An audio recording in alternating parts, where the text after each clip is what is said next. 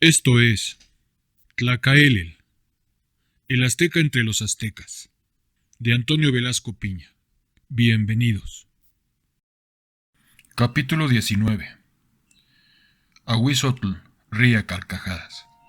El reino de los tarascos en Michoacán se extendía sobre una región de bien ganada fama por su particular belleza. Ríos de cristalinas aguas dotaban a las tierras de aquellos contornos de una increíble fertilidad. Sus bosques poseían una gran diversidad de las más finas maderas y de sus montañas podía extraerse oro y cobre con relativa facilidad.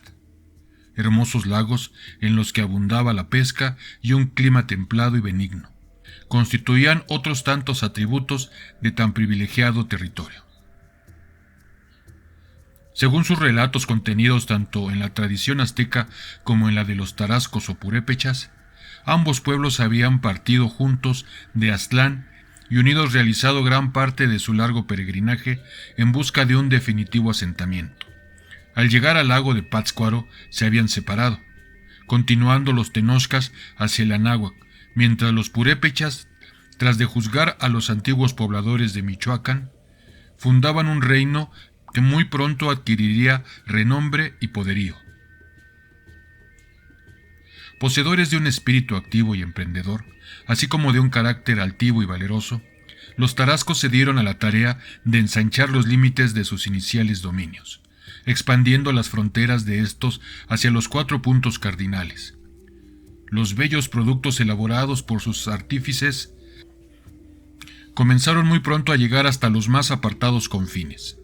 Siendo cada vez más apreciados y mejor cotizados, Tzintzuntzán, la capital del reino tarasco, crecía sin cesar no solo en cuanto al número de sus habitantes, sino también en lo que hace a la cantidad y esplendor de sus templos y edificios.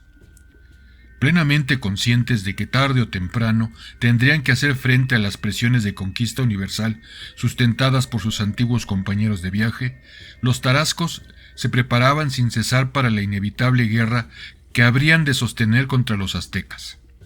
Ante el grave conflicto que se avecinaba, Tzitzipandácuare, el sobrio y valeroso monarca que regía los destinos del pueblo purépecha, contaba con 2 inapreciables armas. La primera de ellas era la firme y unificada voluntad de su pueblo, decidido a desaparecer de la faz de la tierra antes de quedar sujeto a un poderío extraño. Y la segunda, el genio superior de Zamacoyáhuac, militar cuyo prestigio rebasaba ya los límites de las tierras tarascas. Zamacoyáhuac constituía la personalidad más vigorosa y relevante de todo el reino tarasco. Hijo de padre desconocido y de una mujer de muy modesta condición, había sido obsequiado por su madre cuando apenas contaba 6 años de edad a una pareja de ancianos campesinos, crueles y despóticos, que obligaban al pequeño a desempeñar agotadoras faenas, castigándolo con extremo rigor por la menor falta cometida.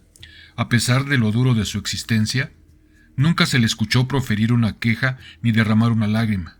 Al cumplir los 13 años, el adolescente huyó de la casa en que vivía y durante una larga temporada permaneció vagando solitario por entre los montes, aprendiendo a sobrevivir en las más diversas condiciones, defendiéndose de las fieras, de los elementos y de los hombres. Su errante existencia le alejó muy pronto de sus antiguos lares, llevándole hacia apartados lugares.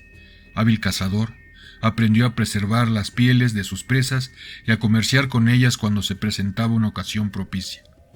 Una mañana, mientras se encontraba en lo alto de una montaña que dominaba un amplio valle, se desarrolló bajo sus pies, ante su absorta mirada, un inesperado espectáculo. Después de largos preliminares dedicados a realizar complicadas maniobras, 2 ejércitos se enfrascaron en fiera lucha, obteniendo uno de ellos la victoria en forma rápida y contundente. Al terminar el combate, Zamacoyáhuac sabía ya cuál sería el destino que habría de dar a su existencia. Sería guerrero, y aprendería el motivo de aquellos extraños desplazamientos de los soldados en el campo de batalla, pues intuía que era en su correcta ejecución donde radicaba en gran medida el éxito o fracaso de un combate. Venciendo su natural propensión al aislamiento, Samacoyáhuac había buscado la forma de establecer relaciones con los integrantes del ejército vencedor. Se trataba de tropas aztecas, empeñadas en la conquista de la región mixteca.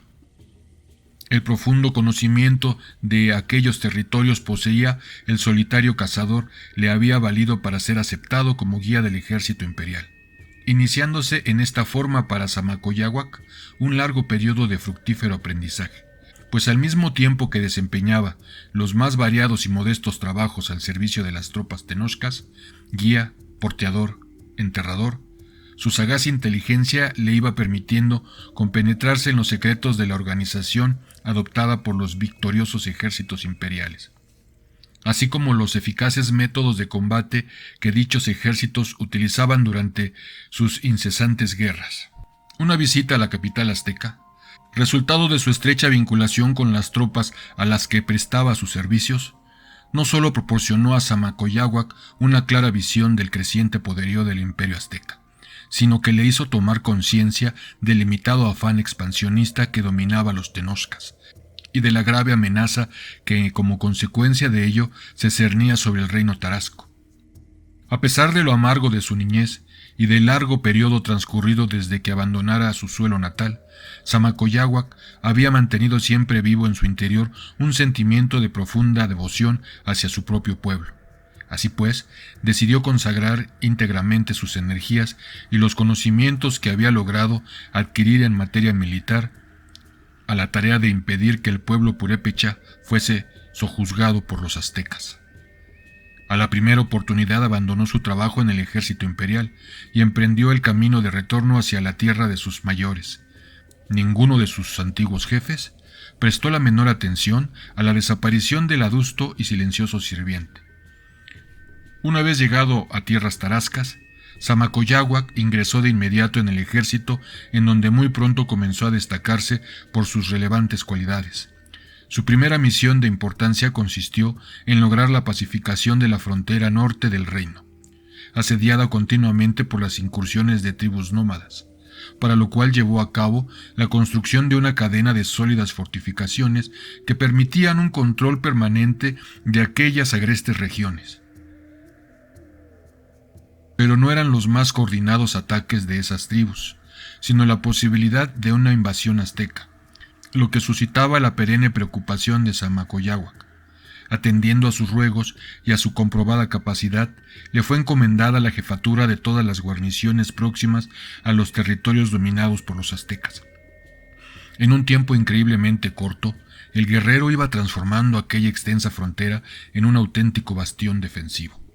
El carácter en extremo, reservado de Samacoyáhuac, no se prestaba a mucha elocuencia. Con miras a compensar esta deficiencia, estimuló la formación, dentro del ejército, de un grupo de excelentes oradores encargados de predicar día y noche a la población sobre el peligro tenochca y la necesidad de que todos participasen activamente en las obras de defensa. La reacción popular superó muy pronto a las más optimistas predicciones. Trabajando con ánimo incansable, el pueblo desmontó bosques, abrió caminos y edificó cuarteles y fortificaciones en los más diversos lugares. Samacoyáhuac se encontraba efectuando un recorrido por el interior del reino, dedicado a reclutar nuevos soldados para engrosar las fuerzas.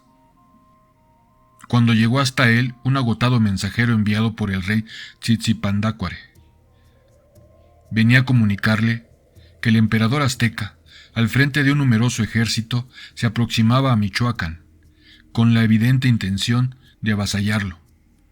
Junto con el informe referente a la invasión, el mensajero era portador de una real determinación, aquel que ignoraba el nombre de su padre y fuera despreciado incluso por su propia madre, el otrora acosado adolescente que viviera escondido entre los montes disputando su comida con las fieras, el antaño ignorado sirviente de las orgullosas tropas imperiales, había sido designado comandante en jefe de todas las fuerzas militares existentes en el reino tarasco, encomendándosele la difícil misión de hacer frente a la invasión azteca.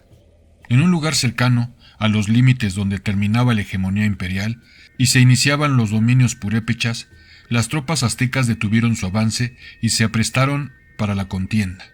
Las numerosas patrullas de observación enviadas para atisbar los momentos de las tropas enemigas habían retornado ya tras de sufrir considerables bajas. La estrecha vigilancia que las tropas tarascas ejercían sobre su frontera había dificultado enormemente la labor de las patrullas, obligándolas a librar incesantes encuentros que en ocasiones adquirían el carácter de pequeños combates. Ninguno de los escasos prisioneros que habían sido capturados revelaba temor alguno en su actitud, sino por el contrario, se mantenían orgullosos y desafiantes frente a sus captores. Sin embargo, pese a todos los obstáculos, las patrullas habían retornado con buen caudal de valiosa información, según la cual los ejércitos purépechas estaban procediendo a concentrarse con gran prisa en un mismo lugar. Unas enormes y poderosas fortificaciones recientemente concluidas, ubicadas en un lugar próximo a la frontera, no muy lejano de aquel donde se encontraba acampando el ejército azteca. Junto con esta información, los componentes de las patrullas proporcionaron otra que resultaba del todo inexplicable. Las tropas tarascas no marchaban solas, con ellas se movían enormes contingentes de población civil. Tal parecía como si los habitantes de Michoacán pretendiesen oponer a los invasores un gigantesco muro de contención construido con sus propios cuerpos. Los generales aztecas deliberaron largamente sobre la situación y llegaron a la conclusión de que, a juzgar por la conducta adoptada por sus contrarios, estos habían decidido realizar una desesperada lucha defensiva, encerrándose pueblo y ejército en sus sólidas fortificaciones, con la firme determinación de defenderlas hasta la muerte. En vista de ello, los tenochcas determinaron no retrasar por más tiempo su avance, sino encaminarse directamente al lugar donde se encontraban los baluartes enemigos. Una vez más, las patrullas del ejército azteca se adelantaron a este, ahora con el propósito de realizar observaciones sobre el lugar donde se desarrollaría el combate. Las fortificaciones escogidas por los purépechas para hacer frente a los invasores no constituían un simple conjunto de construcciones. En realidad se trataba de una extensa región en la que existían 3 estratégicos valles, los cuales habían sido debidamente acondicionados para permitir que en su interior pudiese vivir un elevado número de defensores. En las montañas que rodeaban a cada uno de estos valles se habían realizado complicadas obras tendientes a convertirlos en sólidas fortificaciones, particularmente en el Valle Central, que era el más grande de los 3. Presentaba un aspecto por demás impresionante. Todas las laderas de las montañas habían sido recortadas y reforzadas con elevados muros de piedra. En lo alto, largas barreras construidas con troncos de árbol protegían a interminables filas de arqueros, que en cualquier momento podían comenzar a lanzar una mortífera lluvia de flechas contra aquellos que intentasen escalar los muros. Un manantial que brotaba en el centro del valle, y el hecho de que se hubiesen almacenado con toda oportunidad considerables reservas de alimentos, garantizaban la subsistencia de los defensores durante un largo periodo.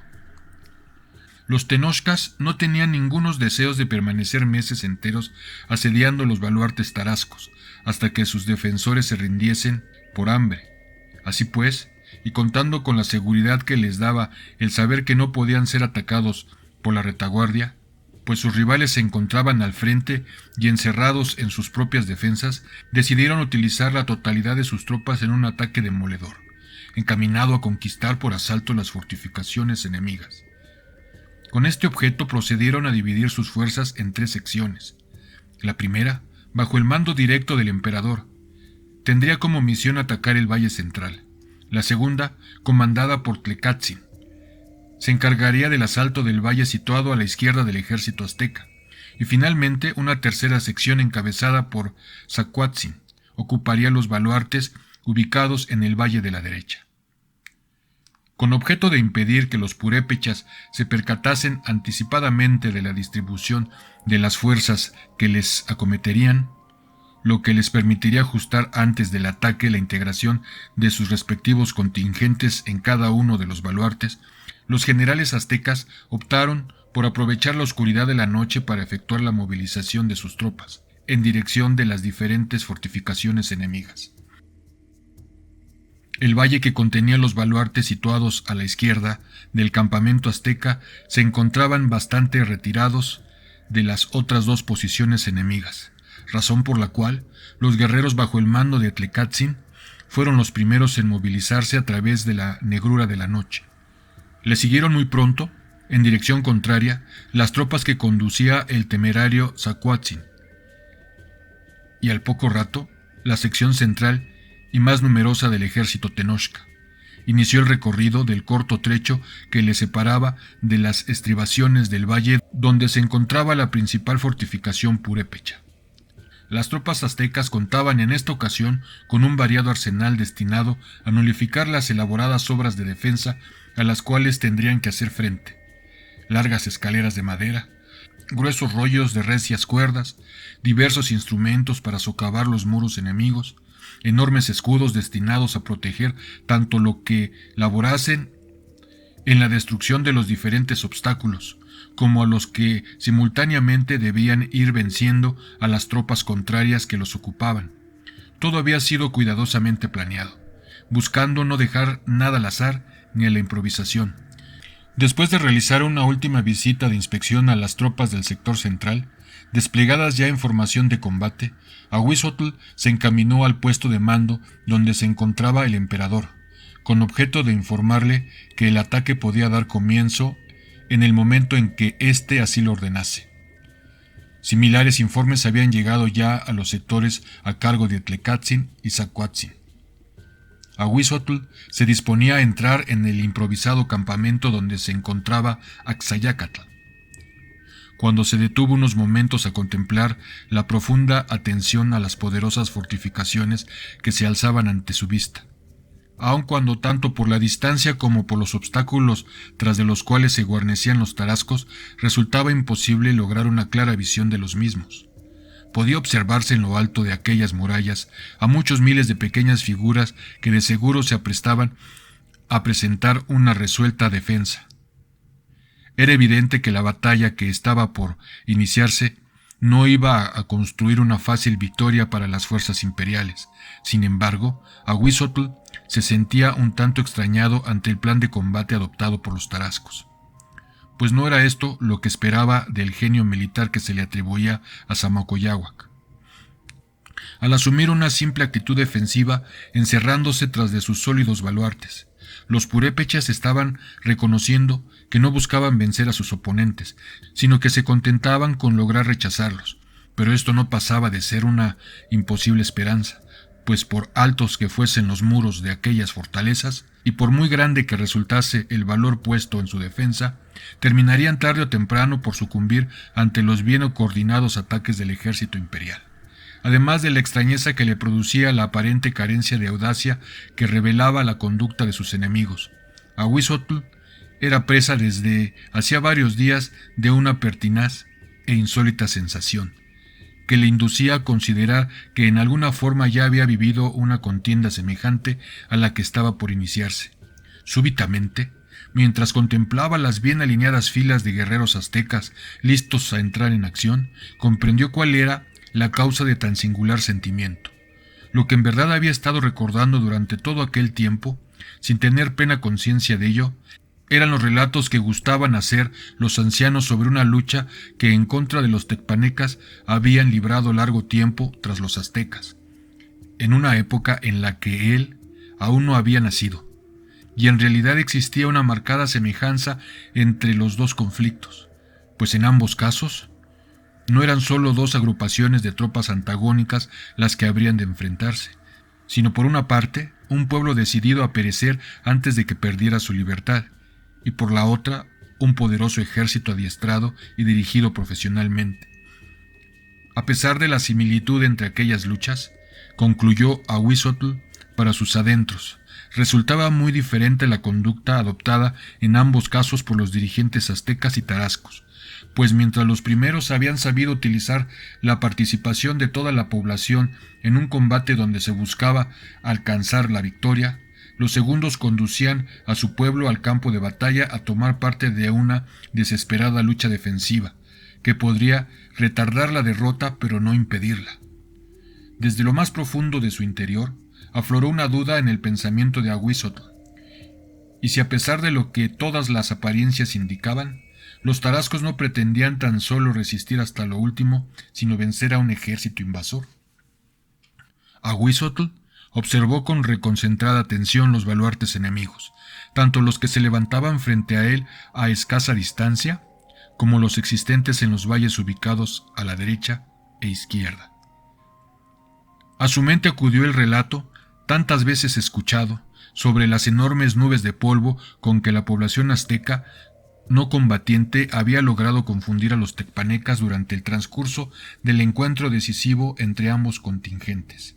Una fugaz pero profunda intuición sacudió su conciencia, haciéndole captar el paralelismo existente entre las legendarias nubes de polvo y las fortificaciones que se alzaban ante su vista, y entonces una estruendosa carcajada, a un mismo tiempo hueca y sonora, brotó de sus labios estremeciendo el aire y paralizando de estupor a todos cuantos se encontraban próximos al guerrero. Sorprendidos por la sonoridad de aquella risa extraña y singular, el emperador y los militares que le acompañaban salieron presurosos del campamento, justo a tiempo para presenciar el inusitado espectáculo que ofrecía la personalidad tenida como la más austera e impasible del imperio proferiendo, sin motivo aparente alguno, resonantes carcajadas. Tal y como las iniciara, Ahuizotl concluyó bruscamente sus manifestaciones de hilaridad, recuperando de inmediato su tradicional e inescrutable apariencia. Después, ante el creciente asombro de los presentes, solicitó al emperador que abandonase el campo de batalla y le delegase cuanto antes el mando supremo del ejército.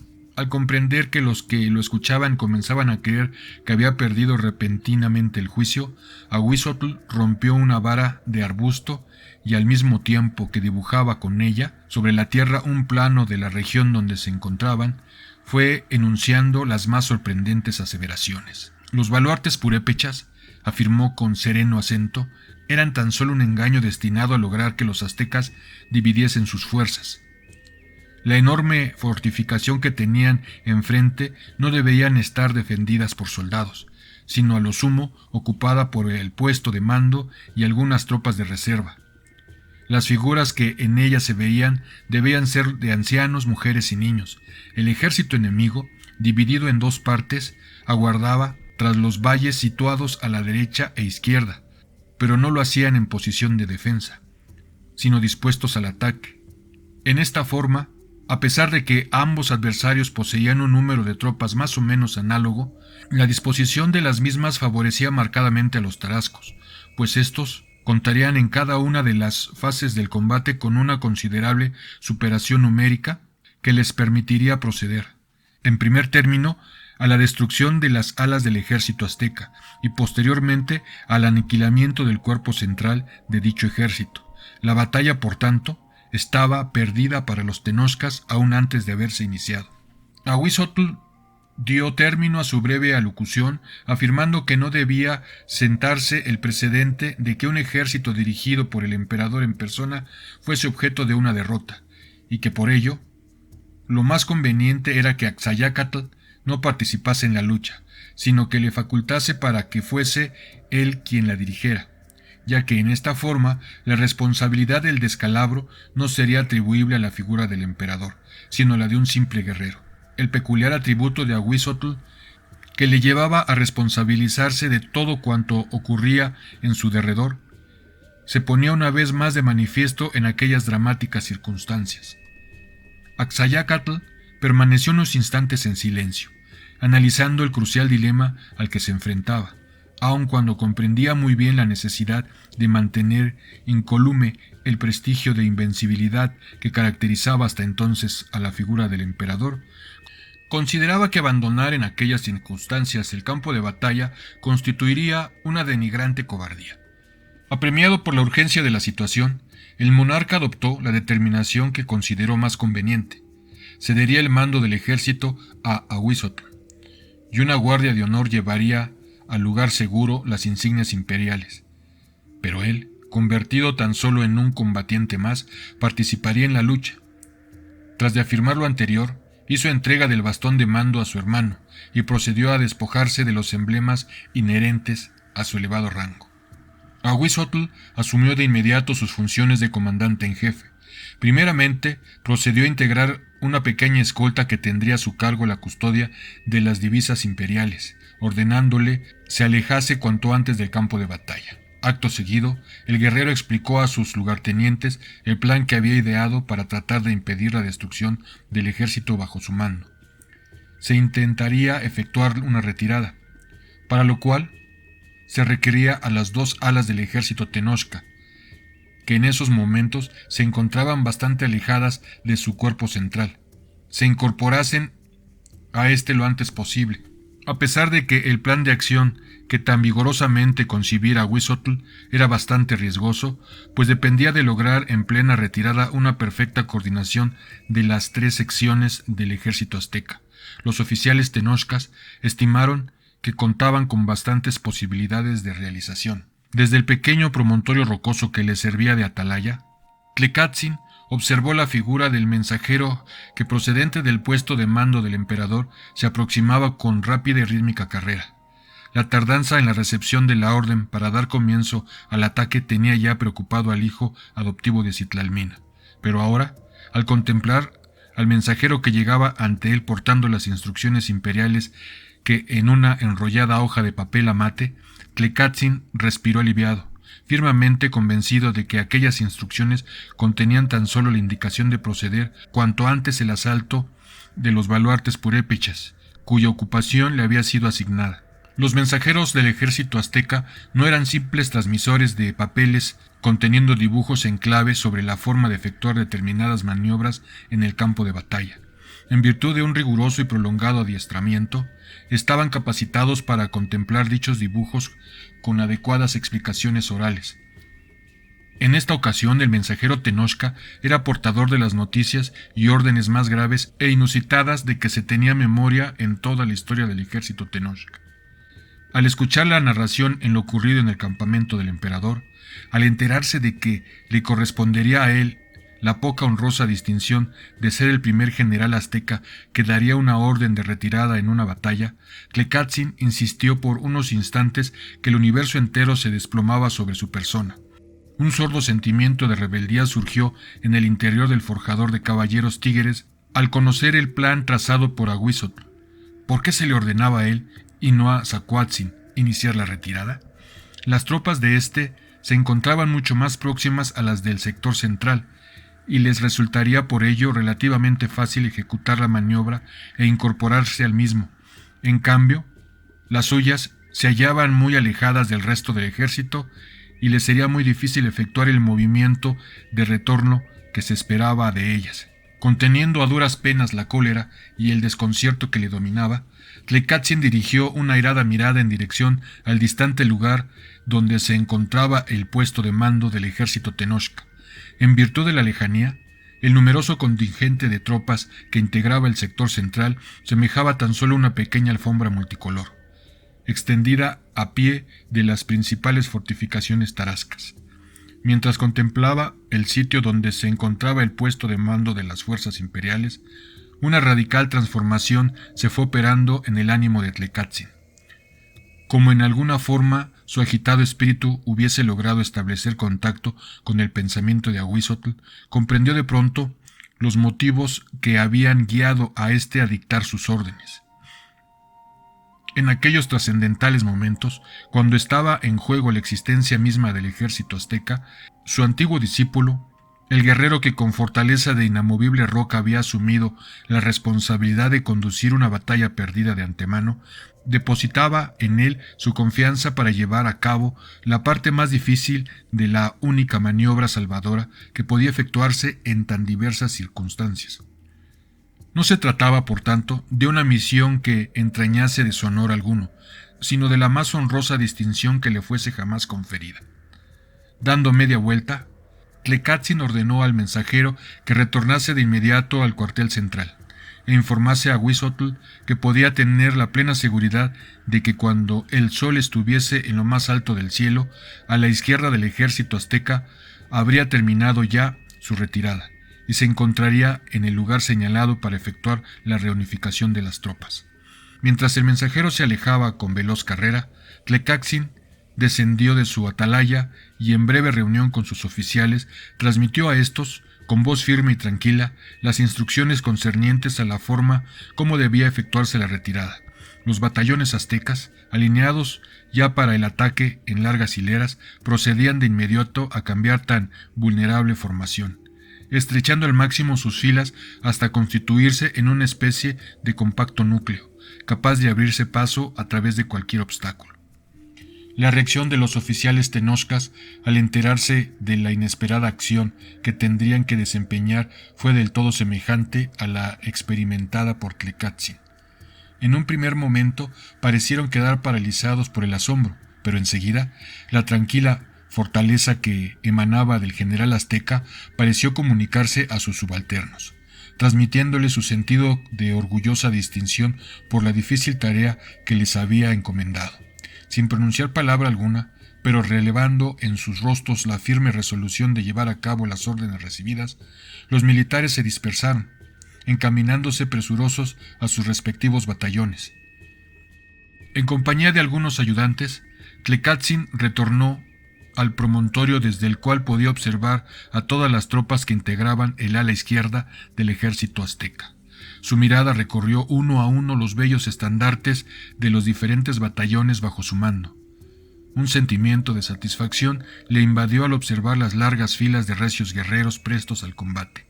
En virtud de su larga experiencia en incontables campañas, existía entre él y aquellas tropas una plena identificación. Estos eran sus soldados, los que él había forjado y los que había conducido de victoria en victoria, venciendo toda clase de enemigos en las más diversas y lejanas regiones.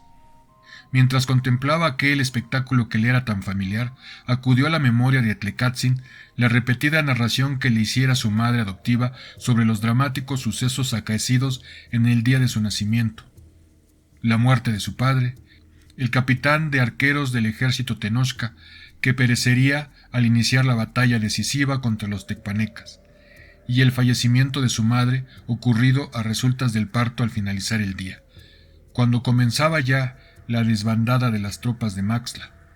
Asimismo, recordó también las palabras que, según le refería la propia Citlalmina, había pronunciado ésta mientras mostraba al recién nacido el campo de batalla donde triunfaban las tropas aztecas. Llegarás a ser un guerrero ejemplar y tus ojos no verán nunca la derrota de los tenochcas.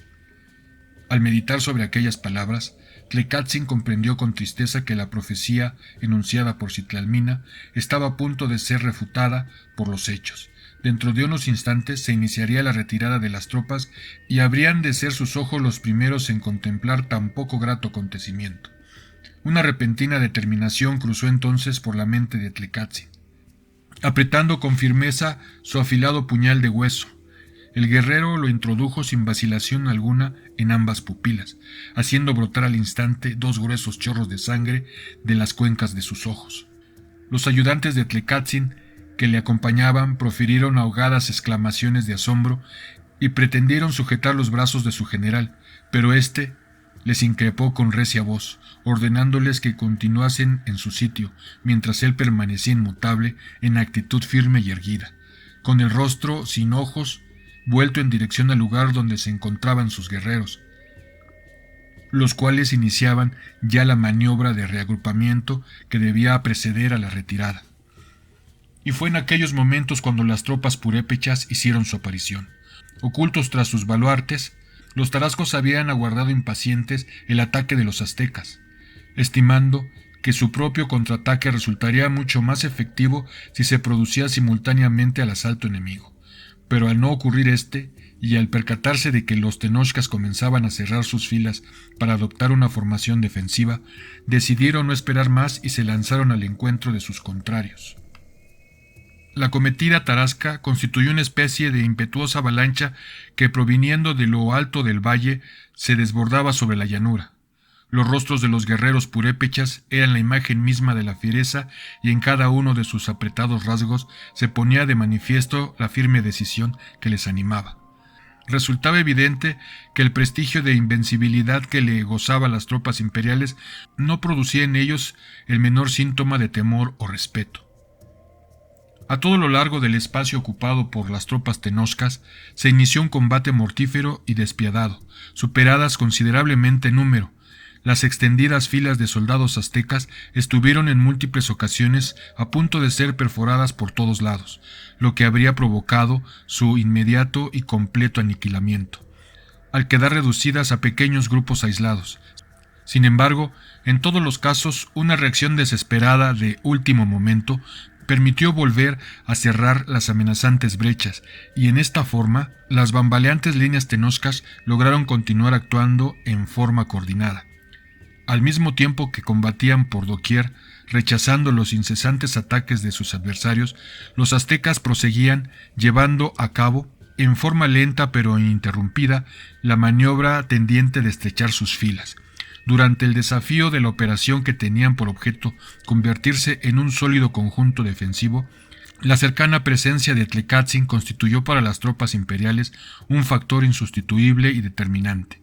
La serena e indomable energía que emanaba del comandante azteca parecía comunicar de continuo un renovado aliento a sus soldados, reanimando sus desfallecientes fuerzas e impulsándoles a proseguir la lucha con creciente denuedo.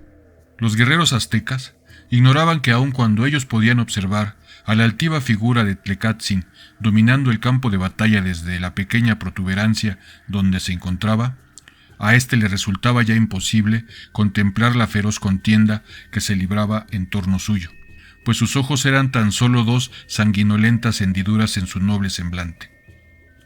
Una vez concluido el reagrupamiento, los aztecas iniciaron de inmediato la retirada.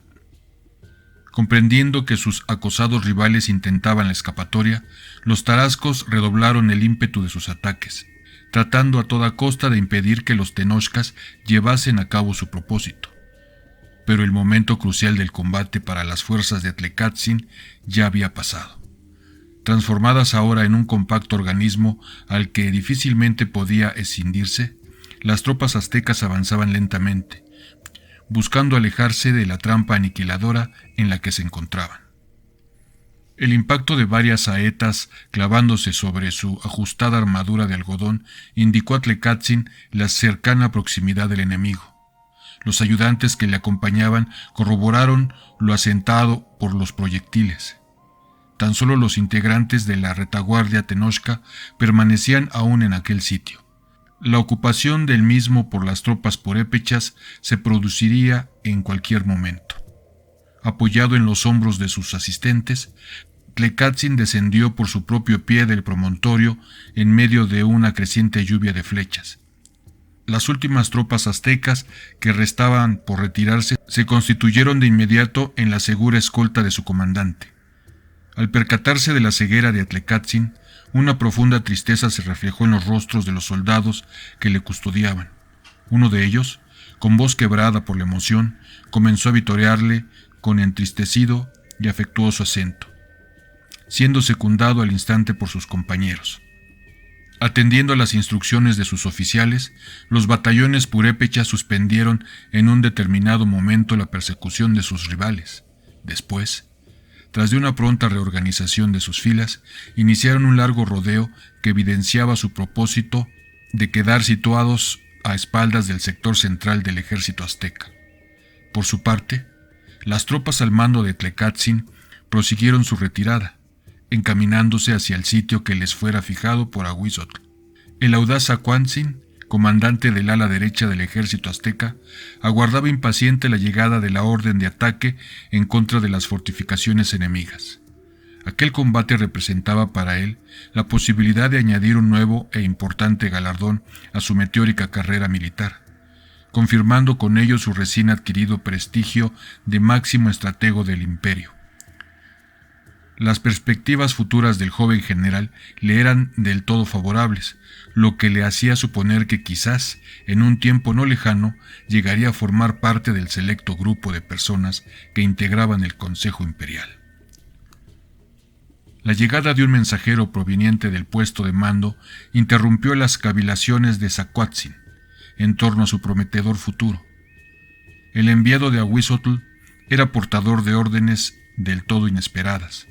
No solo se cancelaba el proyectado ataque, sino que debía realizarse una inmediata retirada.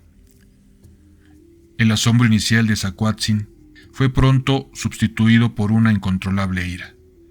Con voz airada, el guerrero comenzó expresando su total desacuerdo con el mandato recibido y terminó negándose a cumplir la orden de retirada, a no ser que ésta fuese confirmada en forma expresa por el propio emperador. Al mismo tiempo que el mensajero emprendía a toda prisa el camino de regreso al cuartel central, una violenta discusión tenía lugar en el campamento de Zacualtzin. Los lugartenientes de éste se habían percatado de la índole de las instrucciones impartidas por Ahuizotl, y aun cuando les resultaba del todo incomprensible tanto la razón de las mismas como el hecho de que no fuese ya el emperador quien estuviese dirigiendo la batalla, conocían de sobra la bien ganada fama de inflexible severidad que caracterizaba al autor de dichas instrucciones, y en su mayoría no estaban dispuestos a asumir las consecuencias que podrían producirse debido a la adopción de una conducta de franco desacato a las órdenes de Ahuizotl. Enfurecido ante la actitud de sus oficiales, Zacualtzin acusó a estos de cobardía y anunció que no esperaría ni un instante más para dar comienzo al esperado ataque, sino que, secundado por todos aquellos que quisieran seguirle, se lanzaría de inmediato al asalto de las posiciones enemigas. Dando por terminada la reunión, los oficiales se dirigieron a sus correspondientes batallones e iniciaron la movilización de estos en una doble y contradictoria maniobra. Los escasos capitanes adictos a Zacualtzin marcharon hacia adelante, seguidos por sus tropas, mientras la mayor parte de las fuerzas iniciaba la retirada en medio de un gran desorden, pues no había nadie que estuviese a cargo de coordinar adecuadamente esta acción. Recién daba comienzo el ataque que encabezaba Zacualtzin, cuando sobrevino el contraataque tarasco, descendiendo por incontables lugares desde la parte superior del fortificado valle. La acometida de los guerreros purépechas adquirió desde el primer momento la fuerza irresistible de un huracán devastador. De nada valió la innegable y desesperada valentía con los que Zacualtzin y sus hombres intentaron hacerles frente. Muy pronto se vieron envueltos y arrollados por la aplastante superioridad numérica de sus contrarios. Ciego de ira e impotencia, Zacualtzin se lanzó en medio de sus rivales buscando abiertamente la muerte. Su deseo no tardó en verse cumplido. Un círculo implacable de guerreros tarascos se cerró sobre su persona, convirtiéndolo en pocos instantes en una masa informe e irreconocible. Sin pérdida de tiempo, los purépechas se lanzaron en persecución de las tropas aztecas que se retiraban. Les dieron alcance y se trabó de nueva cuenta el combate. Carentes de una dirección que organizase el repliegue, los batallones aztecas marchaban separadamente. Al sobrevenir el ataque, varios oficiales intentaron efectuar un reagrupamiento que permitiese presentar la mejor defensa, pero ya era tarde para lograrlo. Las tropas tarascas se introducían por todos los espacios que separaban los batallones tenochcas, aislándolos y condenándolos a un seguro aniquilamiento. La lucha entre ambos contendientes fue rápida y despiadada. Aun a sabiendas de lo inevitable de su derrota, los tenochcas se defendieron con feroz determinación, intentando causar el mayor daño posible a sus contrarios. Uno tras otro, los aislados grupos de guerreros aztecas fueron exterminados.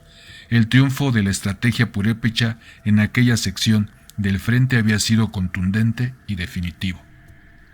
Al escuchar el informe del mensajero sobre la negativa de Zacualtzin a ejecutar la orden de retirada, Ahuizotl, comprendiendo que todos los planes para salvar el ejército azteca de la trampa en que se encontraba amenazaban con venirse abajo. Sin manifestar la menor alteración ante tan inesperado contratiempo, procedió a dar instrucciones a Tizoc para que se trasladase de inmediato al campamento del indisciplinado general, y tras de hacerse cargo del mando de sus tropas, llevase a cabo el proyectado repliegue. Antes de ello, Tizoc debía despojar a Zacualtzin de sus insignias militares y darle muerte en castigo a su insubordinación. Acompañado de una pequeña escolta, Tizoc se encaminó a toda prisa a tratar de cumplir las órdenes de su hermano. No lo lograría. Al ascender un pequeño lomerío, se ofreció ante su sorprendida mirada un inesperado espectáculo. La extensa llanura que se divisaba en lontananza parecía materialmente alfombra de cadáveres de guerreros tenochcas. En uno de los costados del terreno, numerosos contingentes de tropas tarascas, indiscutibles vencedoras del recién finalizado encuentro, procedían a reorganizar sus filas, con la evidente intención de proseguir su avance.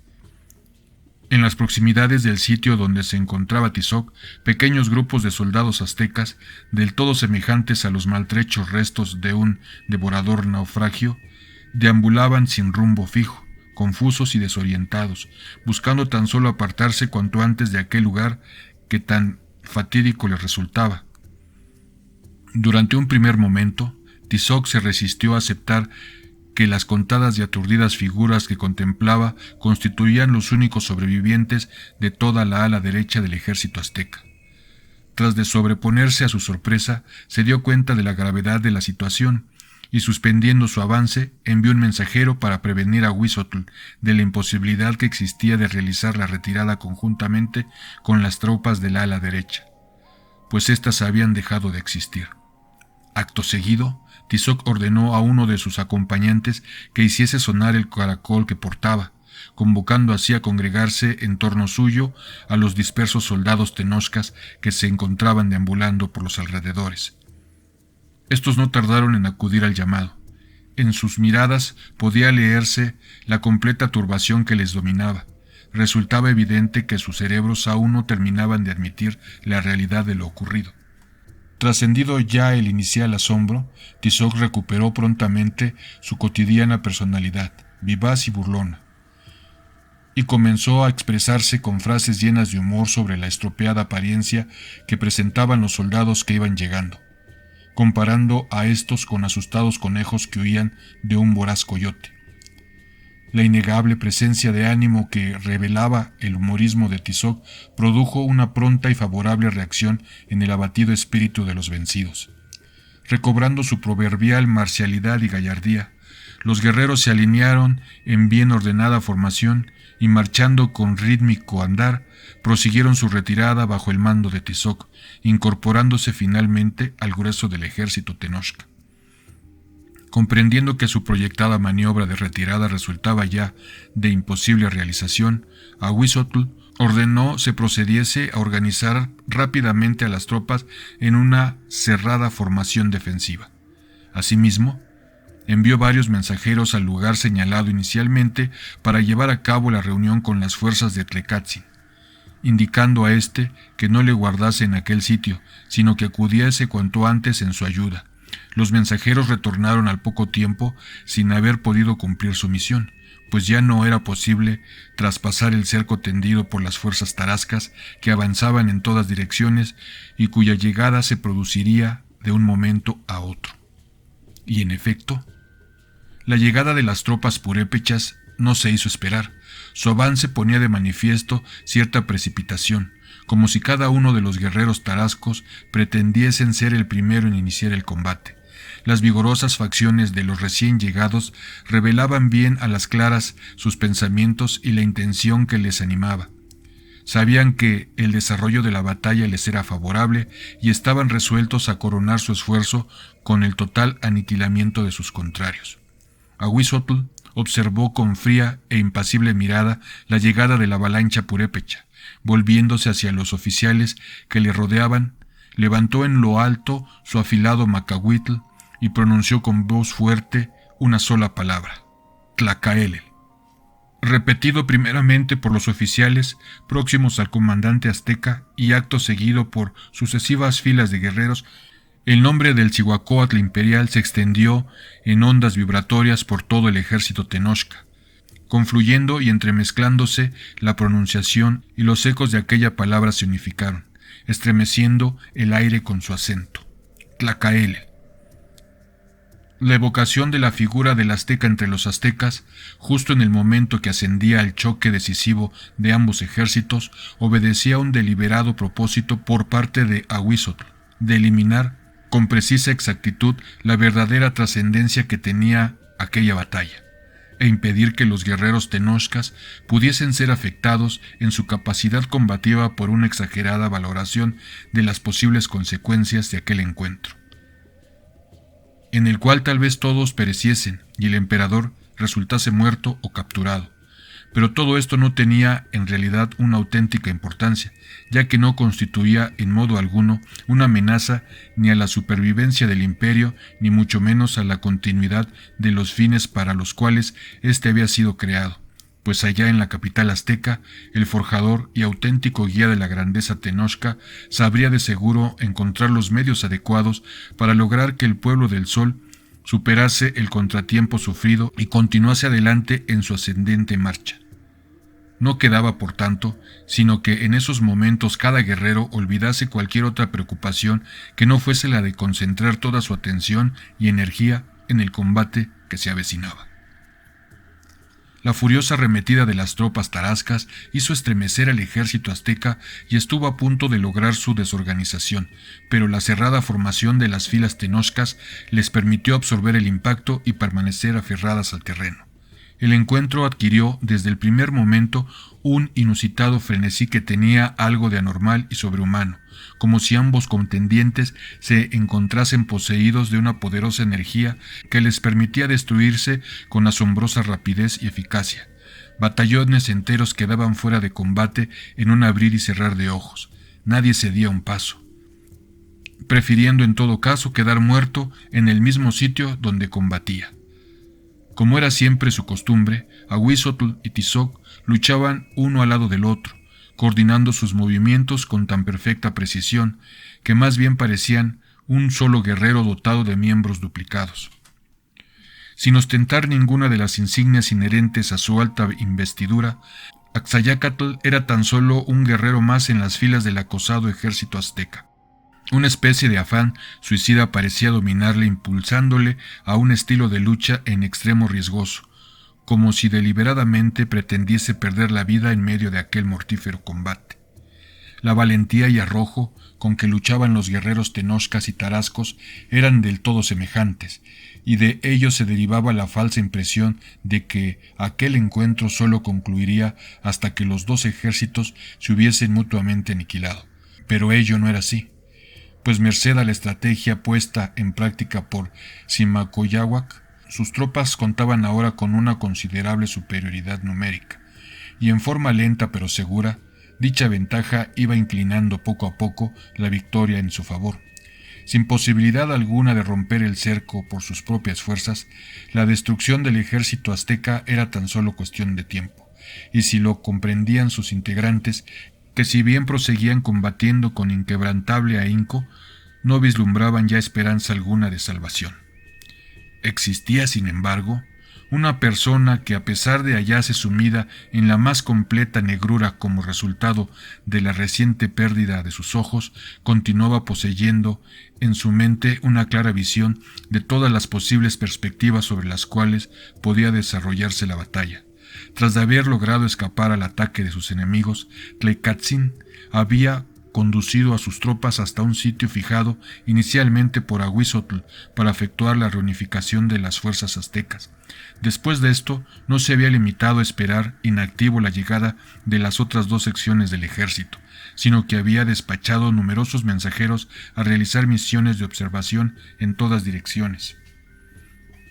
Al retornar los mensajeros con la información de que a cierta distancia de aquel lugar se estaba librando una feroz batalla que mantenía inmovilizadas a las tropas aztecas, Tlaycatzin comprendió de inmediato que el plan de retirada ideado por Ahuizotl no se estaba cumpliendo en los términos previstos, y sin pérdida de tiempo, ordenó a sus tropas constituir dos gruesas columnas de ataque, y transportado en andas por jóvenes guerreros que se iban turnando para sostenerle, se encaminó a toda prisa hacia el lugar donde se desarrollaba el combate.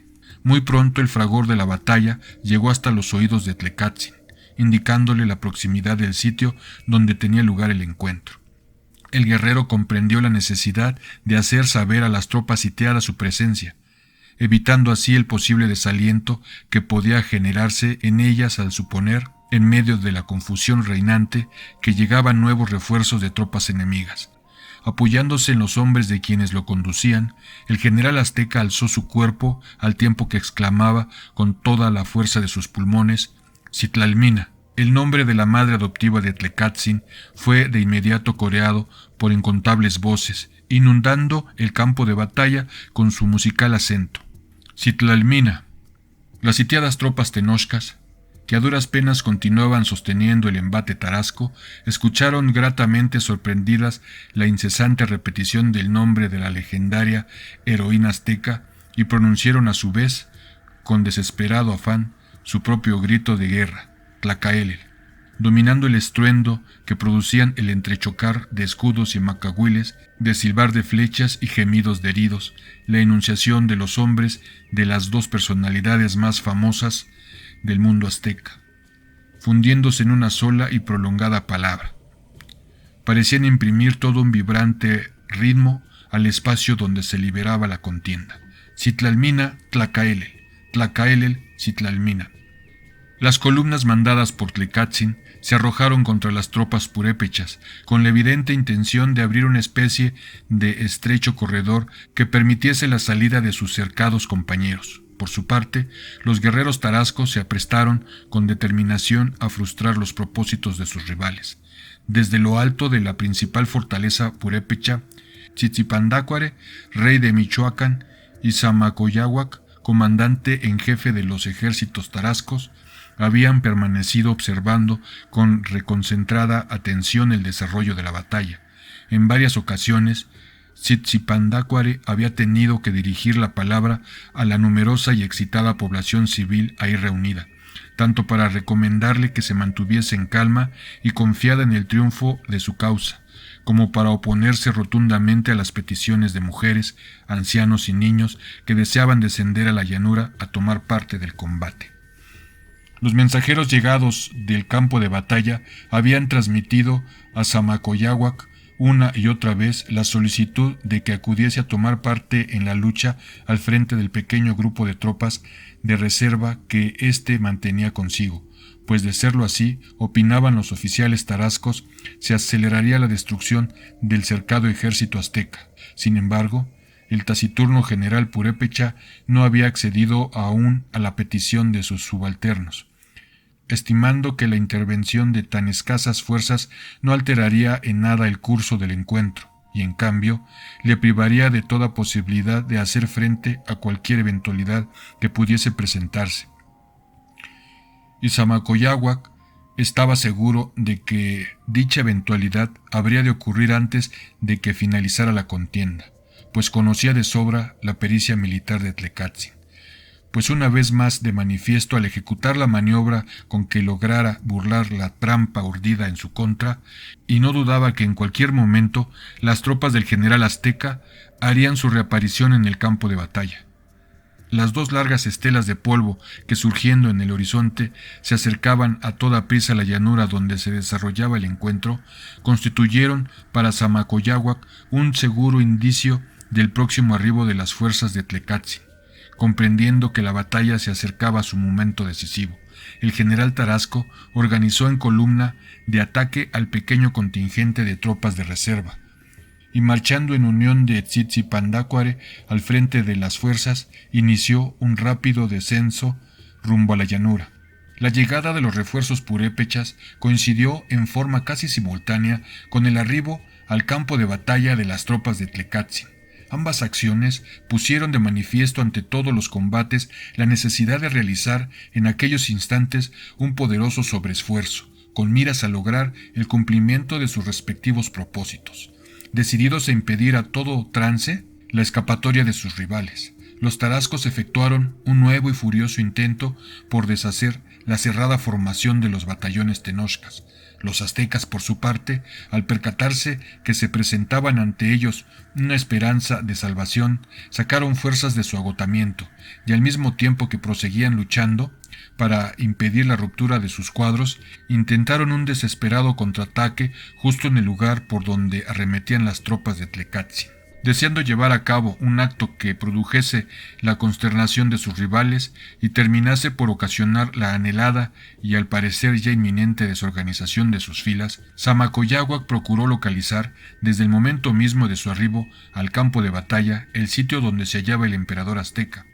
Aun cuando Axayácatl no lucía insignia alguna sobre su persona, muy pronto fue descubierto por la aguda mirada del comandante Purépecha, quien, arrollando a todo aquel que se interponía en su camino, logró irse aproximando al mandatario azteca. Axayácatl pareció adivinar que el fornido general Tarasco, que se acercaba derribando guerreros tenochcas, cual si fuese débiles cañas, era precisamente el causante del inusitado apuro en que se encontraban las fuerzas imperiales, y a su vez buscó también aproximarse a su rival, con el claro propósito de enfrentársele. Muy pronto ambos personajes se hallaron frente a frente, iniciándose al instante una cerrada contienda.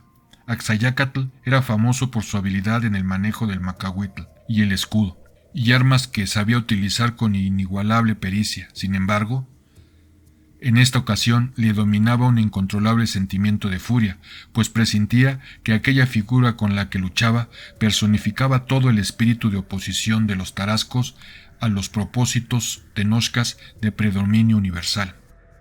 El afán de abatir cuanto antes a sus adversarios llevó al emperador a cometer un leve error en la sincronización de sus movimientos. Pretendiendo dar mayor impulso al brazo para lanzar un golpe, apartó ligeramente su escudo, desprotegiendo así su cabeza durante un tiempo no mayor a un parpadeo. El pequeño resquicio fue llenado al punto por el macahuitl de Samacoyáhuac, lanzado con la fuerza y la velocidad de un zarpazo. El impacto deshizo el casco protector del emperador, engalanado con la altiva cabeza de águila, afectando al cráneo con una grave herida que originó el inmediato desplome de Axayácatl. Incontables brazos tenochcas se lanzaron al rescate del cuerpo del monarca, apartándolo con prontitud del centro de la lucha. En contra de lo previsto por Samacoyáhuac, el derrumbe del emperador no ocasionó mayores consecuencias en el desarrollo del combate. La transferencia de mando realizada por Axayácatl en favor de Ahuizotl no había sido un acto puramente formal, sino que correspondía a una auténtica realidad, y el impasible guerrero azteca era ahora la fuerza de sustentación que permitía a las acosadas fuerzas imperiales mantener su coherencia. Al advertir su error, Samacoyáhuac buscó de nueva cuenta entre sus rivales al dirigente del ejército tenochca. No tardó en percatarse de la presencia de Ahuizotl, quien en unión de Tizoc continuaban derribando a cuantos se atrevían a cruzar sus armas con las suyas. Una sola mirada bastó al general Purépecha para entender que era aquel guerrero, y no otro, quien constituía en esos momentos la voluntad conductora de las fuerzas imperiales. Teniendo siempre a su lado a Tzitzipandácuare, el comandante Tarasco se fue abriendo paso rumbo al sitio donde se encontraba Ahuizotl, quien había observado ya la proximidad de Samacoyáhuac. A su vez, buscaba también la forma de llegar junto a él para enfrentársele. Cuando todo parecía indicar que el encuentro entre ambos comandantes tendría forzosamente que producirse, la batalla tomó de repente un nuevo giro. Venciendo la tenaz oposición enemiga mediante un continuado y desesperado esfuerzo, las tropas de Tlecatzin habían logrado finalmente traspasar el cerco tarasco y establecer contacto con sus abrumados compañeros.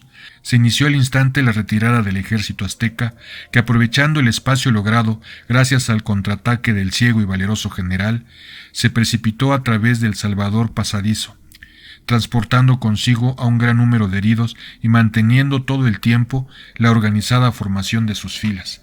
La batalla entró de inmediato en una nueva fase, en la que los aztecas buscaban alejarse lo más rápidamente posible, mientras que los tarascos presionaban a sus rivales intentando impedir o al menos obstaculizar al máximo su retirada. Las circunstancias en que se desarrollaba el combate hacían difícil el enfrentamiento entre Ahuizotl y Samacoyáhuac.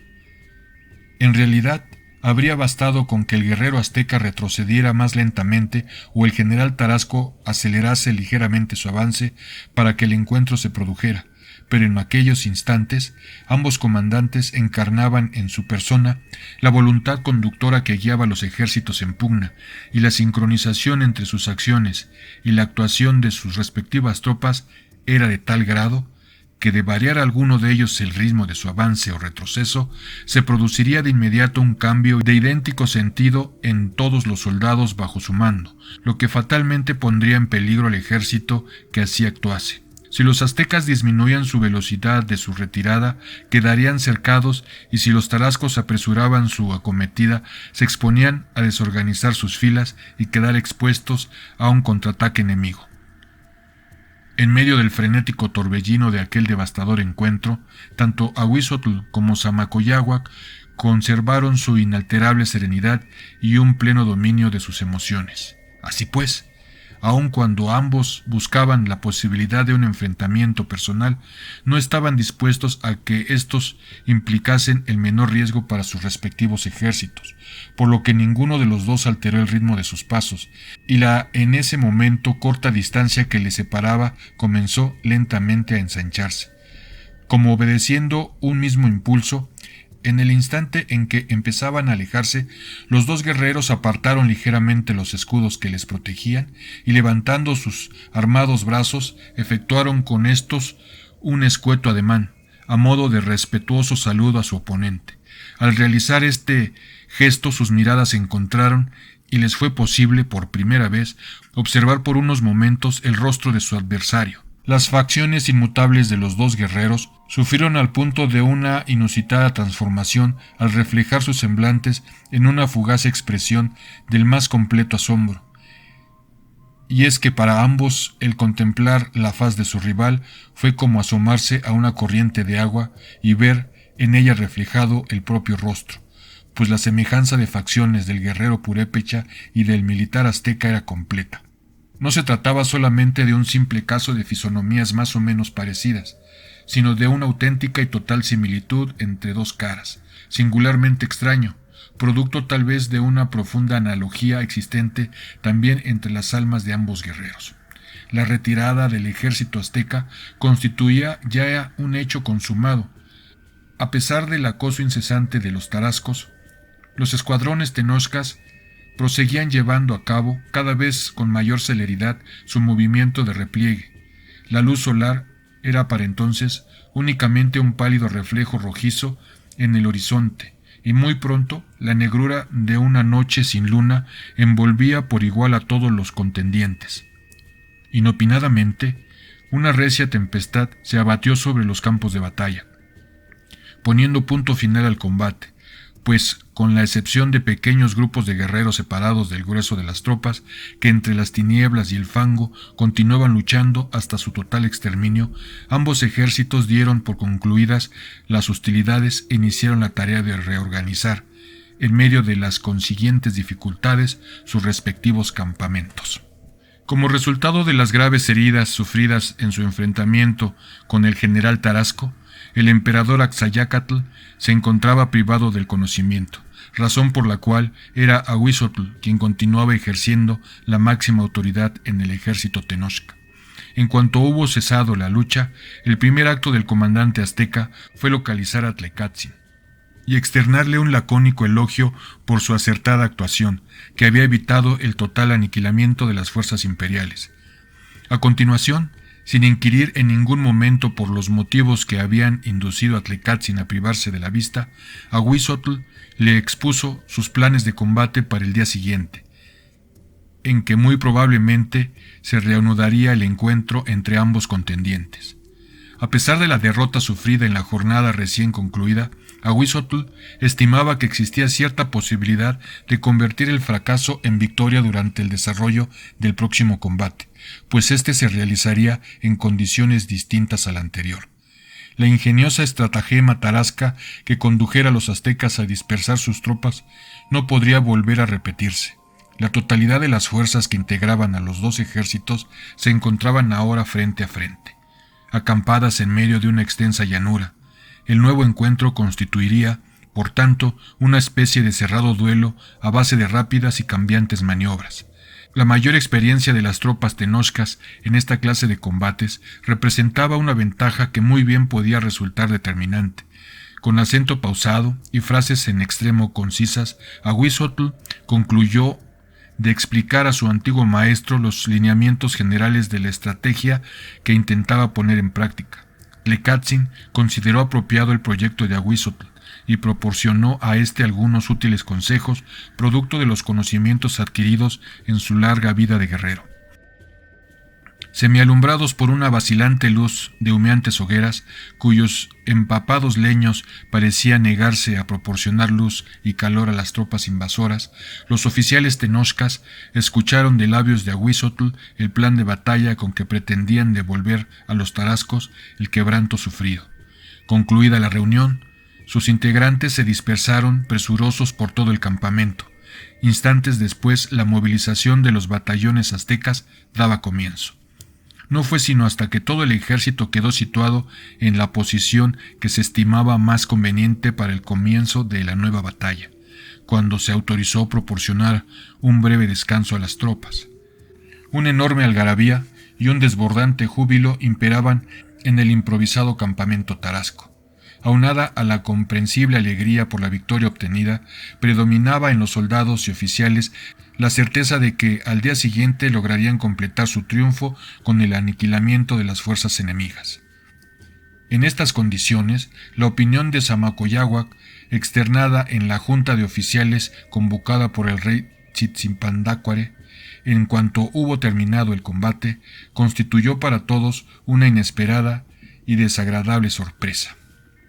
Zamacoyáhuac estimaba que debían alejarse cuanto antes de aquel sitio y proceder a concentrarse en sus cercanas fortalezas. Estaba en contra de un encuentro en campo abierto con el ejército azteca sin haber elaborado previamente un adecuado plan estratégico, pues de lo contrario, afirmaba, la mayor parte de las tropas tenochcas en un combate de esta índole les permitiría improvisar más rápidamente sus acciones y realizar una batalla con grandes posibilidades de éxito. La proposición de Zamacoyáhuac de adoptar una posición defensiva fue motivo de las más airadas protestas por parte de los generales tarascos, firmemente convencidos de que solo bastaba un último esfuerzo para lograr el exterminio del ejército enemigo. Al insistir el comandante Purépecha en sus puntos de vista, varios de sus subalternos se dejaron llevar por la cólera, y haciendo a un lado los argumentos, comenzaron a insultarle, acusándolo de cobardía. Uno de ellos, empuñando con fiereza su largo cuchillo de obsidiana, se lanzó en su contra con la evidente intención de asesinarle. Zamacoyáhuac esquivó con ágil movimiento la cuchillada y de un solo golpe dejó tendido e inconsciente a su atacante. Después de ello, y dirigiéndose a Tzitzipandácuare, que hasta el momento había optado por no intervenir, concretándose a escuchar las opiniones de sus militares, manifestó al monarca que consideraba útil prolongar por más tiempo la discusión, razón por la cual se retiraba a supervisar las medidas que se estaban tomando para atender a los heridos. En la inteligencia de que fuese cual fuere la resolución que el soberano adoptase, él la acataría sin la menor réplica. El rey de Michoacán era un gobernante a un tiempo valeroso y prudente, al igual que sus generales. Deseaba ardientemente llevar hasta su total conclusión la victoria de las armas tarascas. Sin embargo, comprendía muy bien la veracidad de los argumentos de Zamacoyáhuac. Máxime que en su mente estaba aún fijo el recuerdo de lo que contemplara aquella mañana al inicio de la batalla, cuando las tropas al mando de Tlecatzin, demostrando una increíble capacidad de maniobra, habían logrado escapar de un cerco que parecía imposible de romper. Así pues, con palabras cuya firmeza dejaban bien a las claras lo irrevocable de su determinación, Tzitzipandácuare manifestó ante el Consejo de Oficiales la decisión que había tomado y las razones de ésta. Abandonarían esa misma noche el campo de batalla y se retirarían a sus fortalezas. Las tropas invasoras, afirmó el monarca, muy bien podrían darse el lujo de intentar recuperar la iniciativa, arriesgando el todo por el todo en una segunda batalla, pues aún en el supuesto de que resultasen aniquiladas y el emperador pereciese, en la capital azteca estaba en posibilidad de reorganizar nuevos ejércitos y de designar otro emperador. Muy distinta era la situación a la que se enfrentaban los tarascos, cuya derrota en un combate que ya no era estrictamente necesario, pues el descalabro sufrido por las fuerzas enemigas las incapacitaba para llevar adelante la invasión proyectada. Significaría la desaparición misma del reino tarasco como entidad independiente. Una vez adoptada la resolución de asumir una posición defensiva, Tzitzinpandacuere mandó llamar a Simacoyahuac y tras de reafirmarle su plena confianza, le encomendó la dirección de la retirada.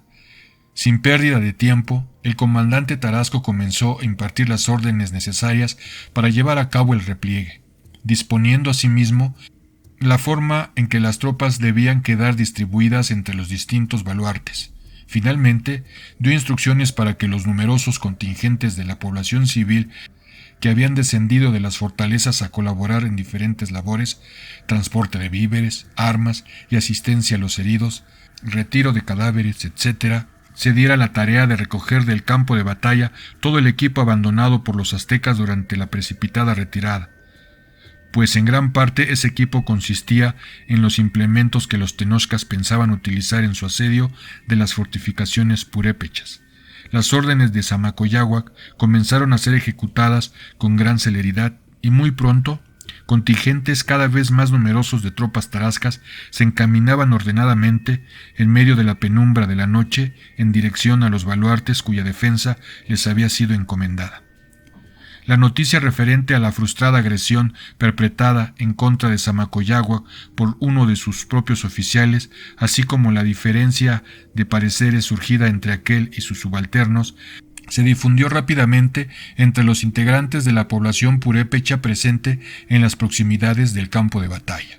De inmediato la población dio a conocer cuál era su unificada opinión al respecto. Vítores incesantes y entusiastas en favor del general Tarasco, proferidos por gente del pueblo, comenzaron a dejarse oír por doquier. Cuando ya cerca del amanecer, al frente del último grupo de tropas, Samacoyahuac hizo su arribo a la más importante de las fortificaciones.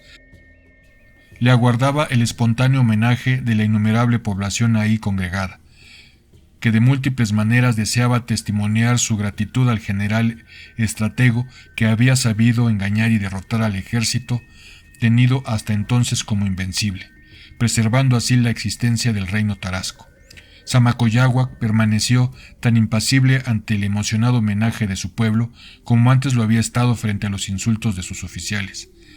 La luz del nuevo día iluminó un maltrecho ejército azteca, alineado en formación de combate en medio de una solitaria llanura, sin ningún rival al frente con quien llevar a cabo la proyectada batalla. A lo lejos, en los elevados valles donde se asentaban los baluartes purépechas, las sólidas defensas enemigas lucían más inexpugnables que nunca.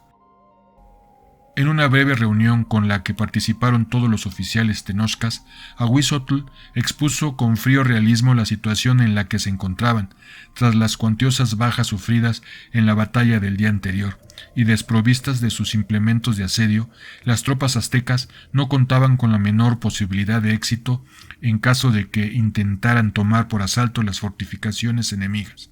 No quedaba, por tanto, sin aceptar el fracaso padecido en aquella campaña e iniciar cuanto antes el camino de retorno. Mientras las fuerzas imperiales levantaban el campamento y con ánimo dolorido se preparaban para el largo viaje de regreso, un selecto número de mensajeros se encaminaba con veloz andar rumbo a la capital azteca, atendiendo a las expresas instrucciones impartidas por Ahuizotl.